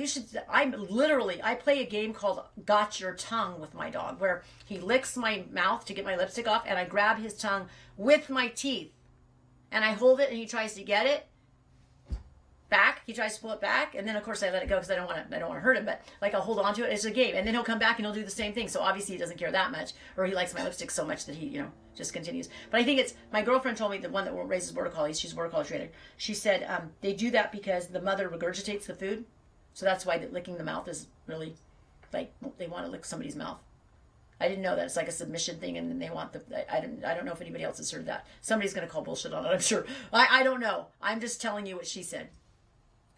And then pits were nanny dogs in early England. They would lock the dog with the bait. Crazy. Suzuki says Teasewater's one of her favorites. I didn't know that. I didn't know that they would stop burglars. Yeah, they have a terrible... Well, the guy was telling me, because I actually have rolled it around my head getting a pit bull, not a pit bull, because there's so many rescues here, you guys. These dogs are euthanized. You can't at breakneck speeds. Like the petty population here in California is really outrageous. The Chihuahua, the Pit Bull, and the Rottweiler and German Shepherd. It's like, and it's really sad because we don't mess around. In California, they act so nice and they want good shit for the environment. Man, you're dead in 72 hours. That's just the way it is. And most of these, it's sick. I mean, it's really, and then people want to outlaw, breeding animals. And it's like, wait a minute. There are people that still need dogs. I'm one of them. Like, I actually need dogs. So, like, it's just, there has to be I think there has to be alternatives to complete banning of things. I mean, there does. I mean, it's like, at what point, like pretty soon we can't do anything. Like, I mean, we're supposed to be in a free country. It really, it does upset me. It does upset me. And the arguments, there's always unintended consequences for everything that we do. All these things that there really are. Like, I don't know who has a diesel, but how many have you, Allison was saying it today. I have 2 diesels, and both of them, the deaf, the high def, the blue, the deaf blue stuff you have to put in, both of our things. So all of a sudden you can't drive your car because the gauge is broken. And then you fix that gauge, and then they're like, oh, now you need a whole new a system. And then, I mean, adding that blue deaf thing on for exhaust emissions, considering what China and India do to our environment, I am telling you, it's unbelievable. How many airplanes, I can't even get into it. I mean, if you have a diesel, you understand what I'm talking about. And it happened just to Allison. She was talking about it today. I go, oh my God, she spent $20-something hundred. I just had to spend $800 on the Audi, and my truck, they actually did it for free, I think. They did it for free because it's under warranty. DEF system got contaminated, yes. $4,000. $4,000. And she has to take, the light went on, and her Dodge goes, because we have to have trucks, right? So mine's a diesel truck. So hers goes down to 5 miles an hour.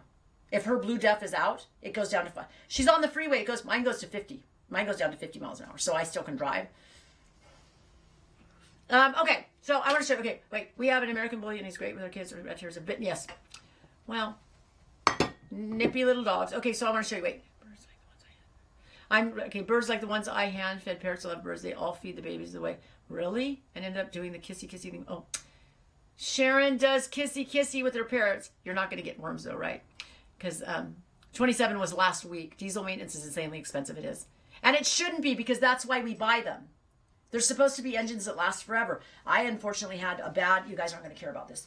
I had the bad engine that Ford had, and they kept that engine for from 2004 or something until 2015. Bad. And anyway, the block cracks or shifts or something like that. So I did, so what I did this week, so I've made a bunch of yarns because I'm going to put them on. I'm going to put this one. I'm so in love with, you guys. It has ones that it goes with, by the way. It's not just this one. Because it's a fade. It's a fade. So let me see. Where's the other part of the fade? It's a fade. You guys, oh my God. What I did was so dumb. I made a fade and mixed up the yarns. So I had to then make another fade. So I ended up thinking I was done with all my work, and I wasn't. So it's a fade kit. It'll be like a fade kit that's like this. It's like a 3-thing fade. It looks really shitty on here. It's really bright in real life. Super bright. See? I don't know. Can you guys see? I'm going to hold it up and see. Let me see. Why is there nothing? Oh, I see. Okay. I'm looking. But anyway, yeah. So these are it's super rich brown, and they're so beautiful. I think this could be my favorite one, though. I love this one. And then you knit it as a fade. It's a fade, and then you knit it as a fade. So what I did was I accidentally did one of the yarns in a different yarn. The same weight, but a different put up and a different composition. So then I did it on all of them. I messed all of them up. So then I had to go. I was so stupid. So I had to make a bunch more yarns yesterday. I was so mad at myself. I was really mad at myself. I'll show you what I mean. So this one See how, okay, you know it's different because look at the skein length.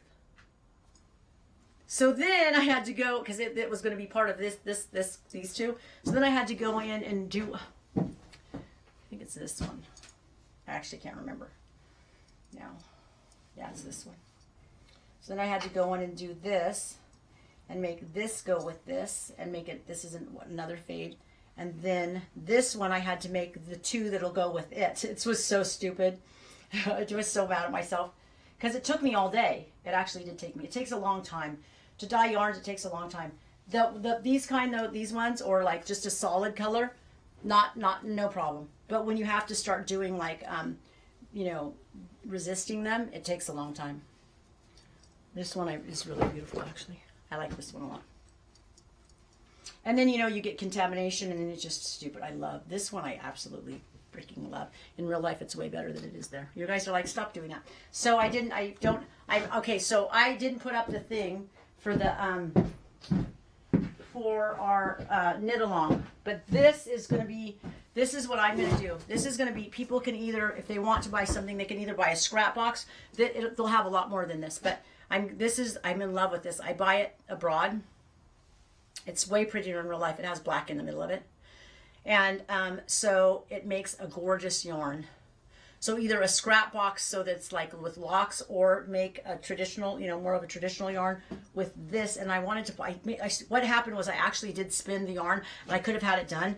I spun the yarn today, but because I have spun singles for so long, when I spin top, I don't, and Laura, my friend Laura, and I talk all about the time about, you don't need to overspin your yarn to ply it. But mine is, because I make singles mostly, because I did it for production, I didn't want to have to ply, because that's just making your time, time is money. I'm so perfect at my twist. My twist is so perfect that I can't ply it the other way, or it will come unspun. And there's nothing that looks worse than having an underplied yarn. So those of you that are knitters, if you have an underplied yarn, because it doesn't have any memory. It's like dead. You can see the angle, the twist angle is wrong. You just look at it and you just know instantly that it's wrong.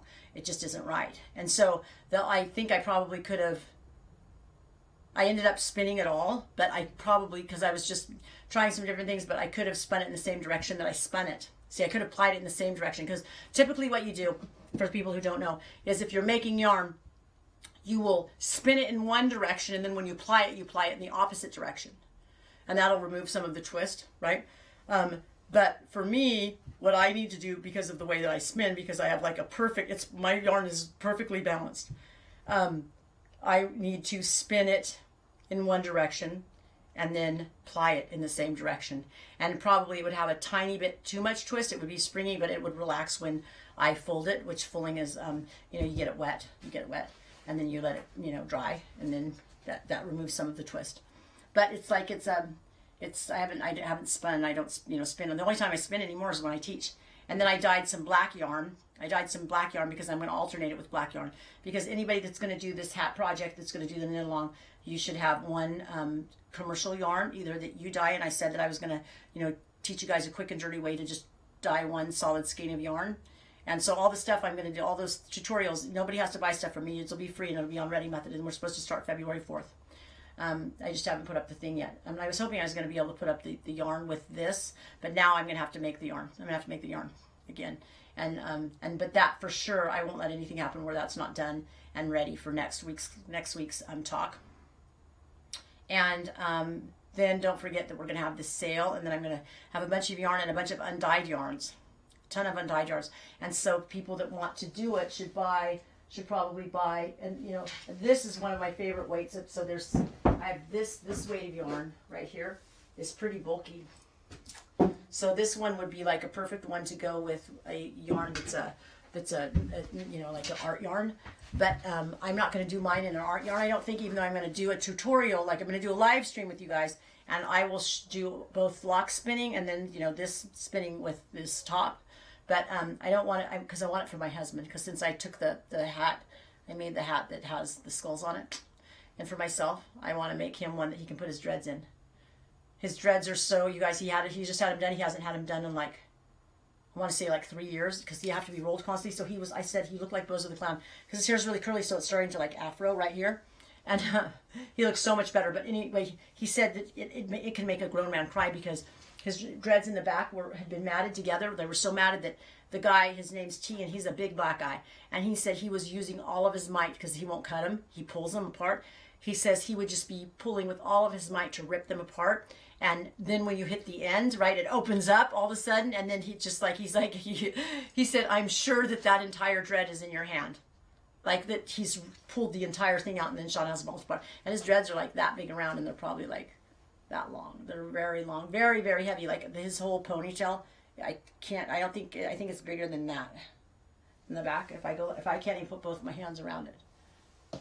It's heavy, heavy, heavy.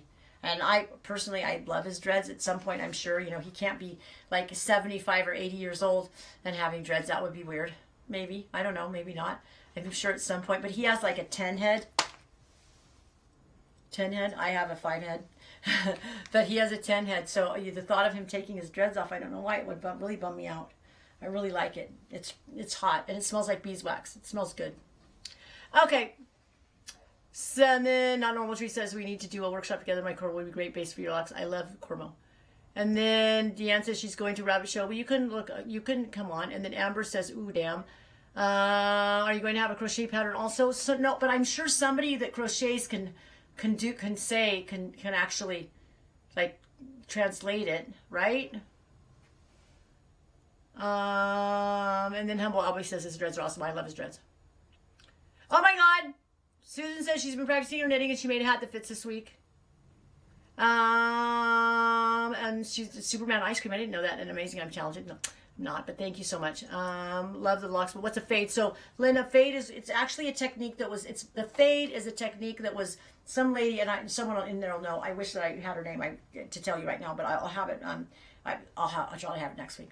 But she designed these patterns where if you have a bunch of one skeins of things that you can end up knitting them together. And so the way that it's like this thing where you use you start out with one color and then you bring in the other one, and then what you're doing is you're end up working with multiple yarns at once, and you're making them blend together or look like they belong together by ratios. Is essentially what it is. So there's a whole principle behind it, and I think that she has a pattern for making a fade shawl or something that's the most downloaded shawl pattern ever. Seriously, it's really, so somebody probably knows her name in here. I'm sorry I don't know her name, but then you can also make fade kits where they're instead of just having one-offs, you have things that are actually supposed to go together.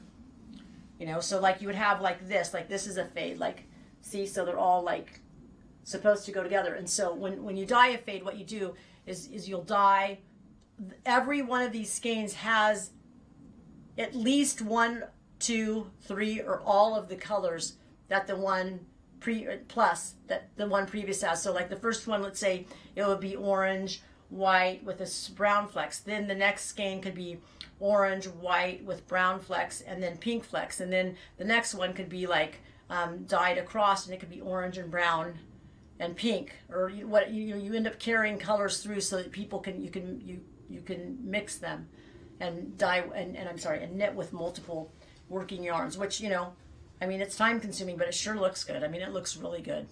The woman, I have to give her huge kudos because it's really simple. It's not like she invented knitting, but she created something that works. It works. Circular needles, 3 or 3. I use circular needles. I do use circular needles. The find your fade fad. The whole find your fade. Thank you, Sharon. Find your fade. Put that in. Find your fade. Thank you, Sharon. And then newbie question here. Do I need? Yeah. And then Ms. Shelley was saying circular needles are 3 to 5 double pointed needles. So you either need double pointed needles. I'm sorry, I thought you were asking me. You used but I just get circular needles. Jody, was it the 4th or the 5th? I can't remember. I thought it was the 4th. Did I mess up? Did I mess up? You can knit, Stephanie. Stop it. because there's a knitting tutorial. I'm going to show you guys how to do it. There's already a knitting tutorial on Reading Method for free in the Teach It Tuesdays. Like, there's a bunch of videos that people have done that's on Reading Method group. So it's facebook.com/groups/Reading Method.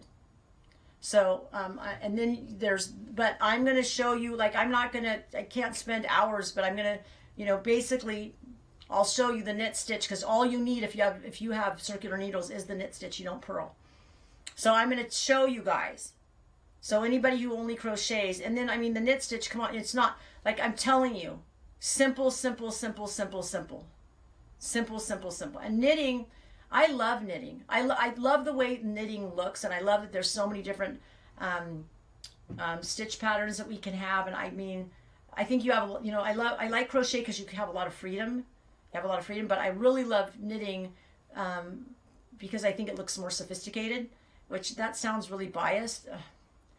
But I do. I think it, but there are some, but crochet is much more appropriate for some things. I think, especially, it just makes it easier to form things. I think you have so much more freedom with crochet. But I do love the way that knitting looks. I just do. And I don't know. And they say you use slightly more yarn with crochet, and I think that's debatable. I think that there are people that have different opinions on that. I said the 5th, and it's the 5th, Jody. I'm sorry.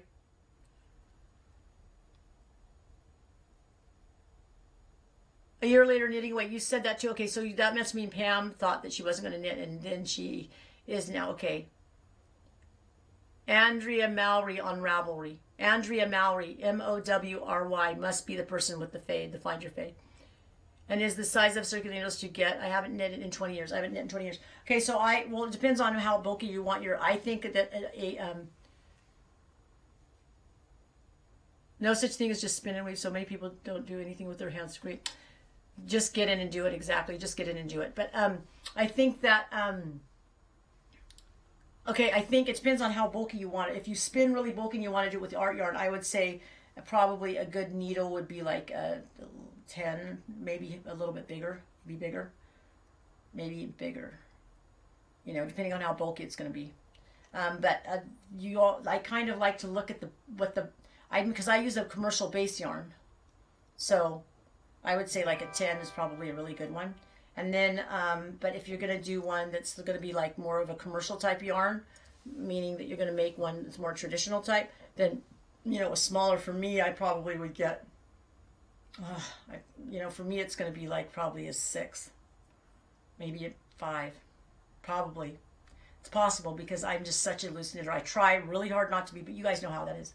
But I almost didn't have our thing today because my tooth, because the epinephrine and the Novocaine really like wigs me out, makes me very, I was shaking I was trembling violently, and it doesn't, my tooth doesn't feel super good. Plus, it has an infection and stuff. But I really wanted to do it tonight really bad anyway. And so this is what I'm going to do this week. It was for the giveaway. The giveaway, what I thought is I'm going to do not yarn, because not everybody uses it, but some people do fiber. So I was going to do a scrap box with, I'm going to do a scrap box. Do you see my eyes? I'm staring at you now. So what's a scrap box? So scrap boxes are boxes that I haven't made any in a while. But I used to make one every once or twice a month. And so there's like 90 or something of them at this point. But they're boxes that have dyed fiber and like add-ins in. And so there are, beads and threads and like Angelina. And, not always beads, but there's always silk ribbons, silk threads, but it's always like, different variations of fiber, like lots of locks, lots and lots of locks. And usually you get, upwards of like 6 ounces or something, which is a pretty good deal. It's a pretty good deal. And they're like already, the colorways are already put together for you. So it's kind of mindless. It's not mindless. There takes talent to spin a scrap box because there's so many different fibers in there.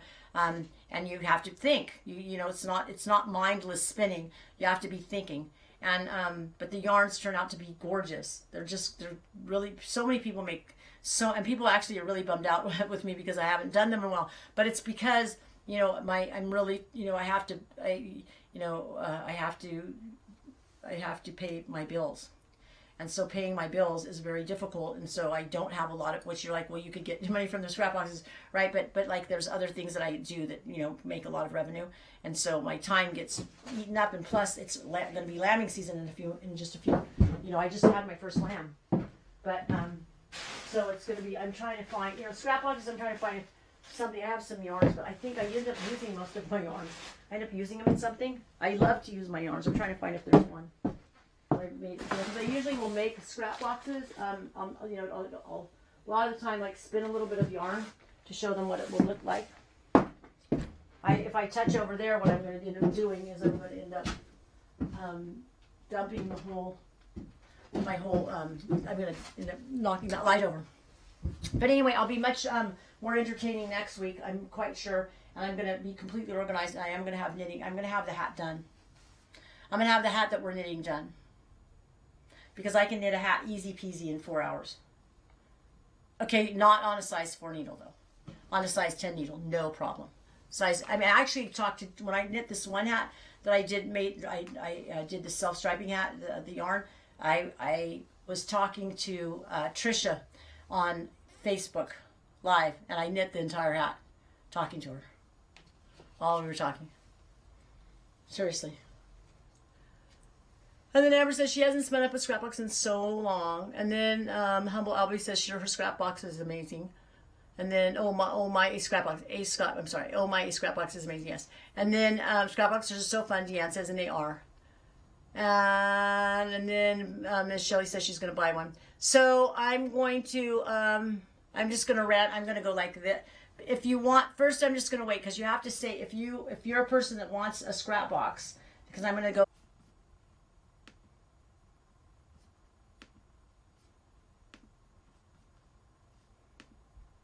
It's not cruel. Wait. It's going to come back. It's going to come back. I'm back. I don't know what happened. It just totally shut down. But it used to be like if I had done that, we wouldn't be getting back on. Okay. So if you're interested in a scrap box, you have to put your name there. Okay. So me. Okay. So I'm just going to, yes, please. Okay. So I'm just going. I'm going. Okay. Okay, if I hit someone that didn't say that, okay. Okay, here we go. I'm so sorry, I didn't do that on purpose. Okay, here, okay. Okay, I'm gonna have to, because it's gonna be two, because there's so many that are wanting it, that I'm gonna have to do 2 sections, so 2 people will get one. Okay. I want to make sure I hit something. Okay, Renee's crochet design is one. Now I'm gonna go up that. Jody Andrews, you were the last, okay. You're here, so Jody Andrews is going in, and then okay, here. Did I hit something? Vienne, you actually went too. So Vienne and wait, and I already have your address because I have your thing right here. So I'm gonna, I already got you. So I'm gonna send yours. So wait, let me write this down so I don't forget. And wait, oh gosh, crochet design. Wait, did I say that right? Wait, what was it? Okay, I already purged that. Where did I purge it? Renee's crochet design. Okay, Renee's crochet design is one. And Vianne's another. That was awesome. Okay, and thanks for waiting, you guys, to see me get back on. It also could be, you know, what happens is if my Airbnb goes and decides to watch Netflix, it could. I think I'm gonna have to get them their own. I mean, I have my own tower, right? But I think I'm gonna have to have them get their own tower, which is gonna cost me like $1,500. But I don't like that they're on because I do too much stuff online, because it's not just that, it's my teaching too. But luckily when I teach, usually it's when they are, you know, have to check, you know, they're going to be getting ready to check out. So I doubt that they're doing Netflix. Okay. So Renee's crochet design, I need your address, which you can send to me at info@woolshampoo.com. And don't forget, you guys, I have amazing wool shampoo for raw wool. It's really, I'm not even kidding, but it can be, it's actually, it's non-comedogenic. It's like sulfate free and like paraben free.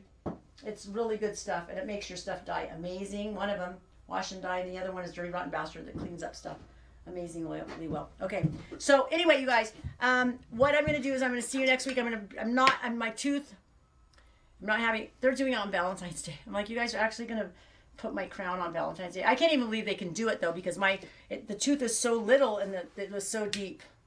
It was so bad. There's, it's just it's just bad.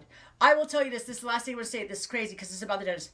I went to to Pachunga, the Indian Health, and the dentist said, did Dr. Hornbrook in San Diego do your fillings? I said, excuse me? He said, did Dr. Hornbrook? And I said, he actually did do my fillings. And how would you know that? He said, because I'm a huge fan of his, and he does a lot of videos and trainings and teaches all over the world about cosmetic dentistry. I want to write him and go, okay, asshole, then why did this filling fail? That's what I really want to do. But you guys, come on. A dentist knows who did my fillings. San Diego's a very big place. This is Temecula. This is an hour away from San Diego. It's not like, do you know how many dentists there are in this area? And I'm an hour away from LA. I mean, come on. It's insane. That's nuts. Okay, that's it, you guys. Thank you so much. I love you guys so much for watching. And I'm sorry I'm kind of a downer today. I didn't even have that much interesting stuff to say. But I will next week. It'll be so thrilling. You guys will love me. Anyway, love you guys. Thank you for being patient. And don't forget to give me that. I need the address. Or at least on my Facebook Messenger. Somewhere I have to have it. Renee's Crochet Design.